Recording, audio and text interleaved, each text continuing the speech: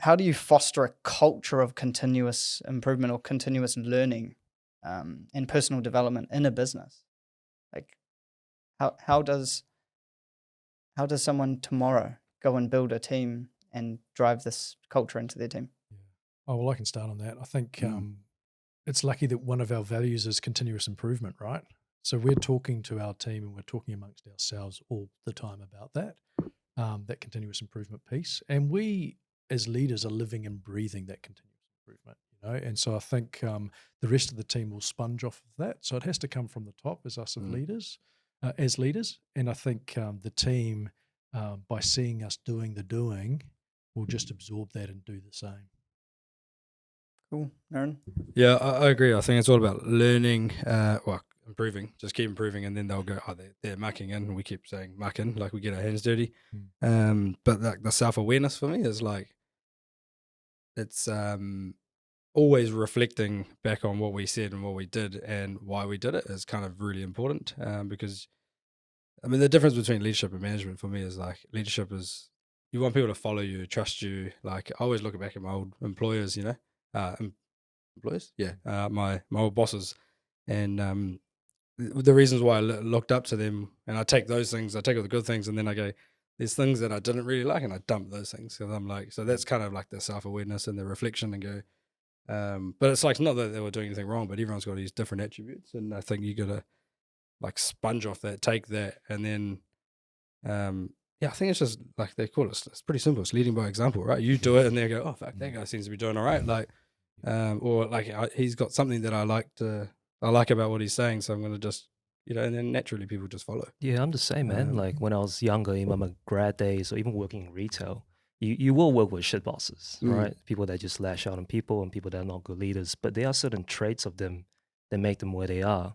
If you just take away the bad part and take the good part and learn from that, you're constantly learning good things. Yeah, I love the analogy you use a lot, which is act like a sponge. Act like a sponge for all the good things, and if there's any bad things, be a rock. Let it bounce off you.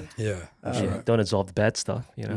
Yeah, because it's very easy to do that too, and just be like, I want to be like that guy. I'm going to be exactly like that guy or that girl, and do exactly. You got to be careful on who you surround yourself with. Like you're a sponge, right? And especially at a young age, if you hang out with bad people or bad leaders all the time, you think, you give yourself reasons to be like, oh, maybe that's all right, because 3 of these guys are doing it. So you got to be quite careful on who you surround yourself with. Yeah, and that's why I think that self-awareness is the key, because you got to kind of see what's, if you're not aware, then you're just going to end up being, you're still got to be yourself. You're a follower, like at the end of the day. Yeah. So like, follow, but you're right, be yourself. Like, just knowing your shortfalls and your weakness, It probably comes down to your values as well, right? They've got to align. And it's interesting within Betaco itself, because, we're 4 leaders within a whole group of people, what is it, 20, 24 now.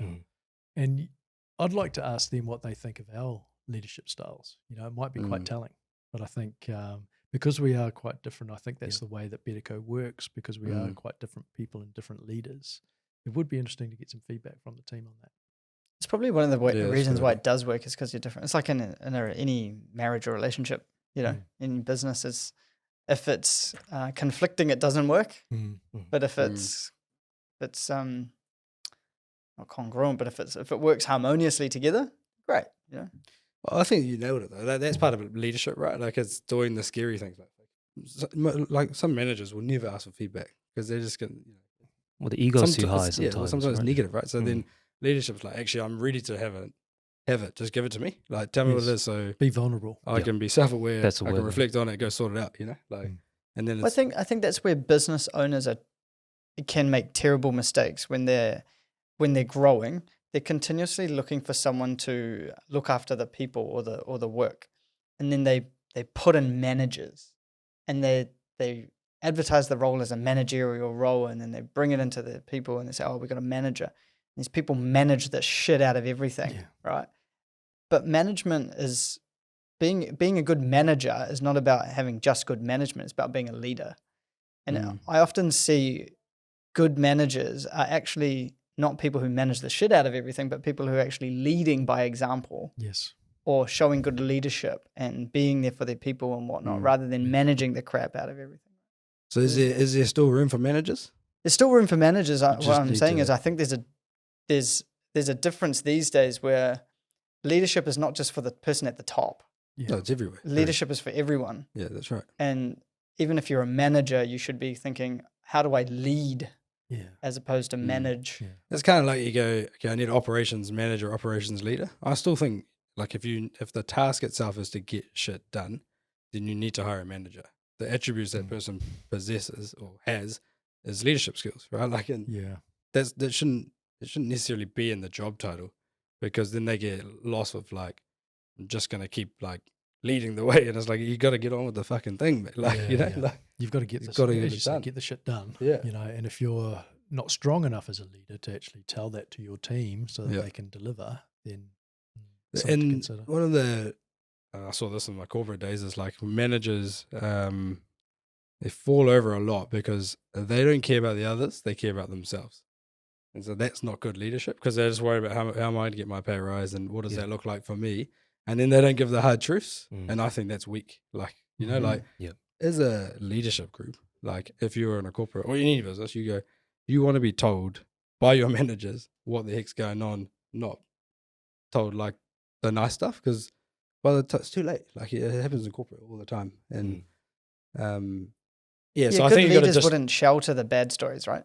you just get on, you just sort it out. Like it's like, hey, I've had this issue, and I've coached this person through, and blah blah blah. But I suppose like it's kind of it's a big thing now. Like 12 years ago, it wasn't a big thing. I don't think maybe. The personal development of leaders is an interesting one, because I think for business owners, they get into business and they by accident have to become leaders and managers. So they're learning on the job mostly. So where do they get their personal development from? They probably get it from their peers, their friends, or just experience from their family, as we've sort of alluded to.